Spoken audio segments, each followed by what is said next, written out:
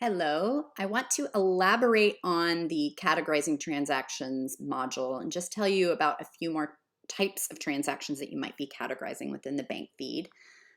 We talked about an expense transaction in that categorizing transactions module, but you may be categorizing income. So let's talk through that a little bit. We have an example here of $200 received. So you can always add the customer. So you have the customer's name, you can enter that here. And the category, let's say this is consulting income. And we can always add a category as needed as we're going. This would be income, service fee income. And one thing to note about income transactions, if you're wanting to track your income by customer, you have to create either a sales receipt or an invoice. You have to have created a transaction within QuickBooks and then match it up.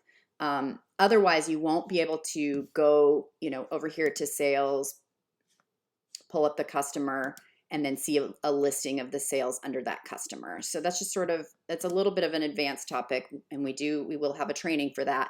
But just know you can directly add income from the bank feed, but if you want to be able to track by customer, then you have to create a sales receipt or an invoice to match up to that deposit. So just good for you to know.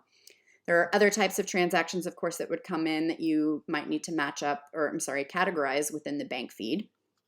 And that would be, you could have a contribution of capital. So maybe you put some money into the business and you would categorize that as, let's just say you're a sole proprietor, as an owner's contribution. You could put your name here.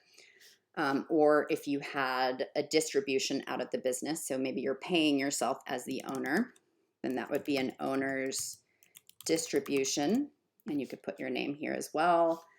You may also have a fixed asset purchase, so let's say you buy a big computer, and we don't have a category for that yet, but you can always add that, so call it computers, and that would be a fixed asset type account. That might be something you would purchase, or you might have a payment of a liability. So maybe you're making a loan payment or a sales tax payment.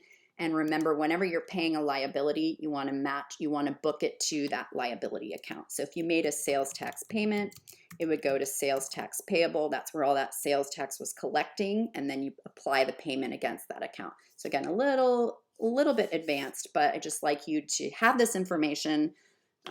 You would book any liability type payment, loans, taxes, against the original liability account. So it usually has payable in the name. That kind of gives you a clue.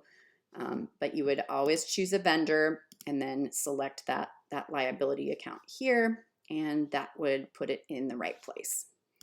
So just a little more information on the different types of transactions you might be categorizing.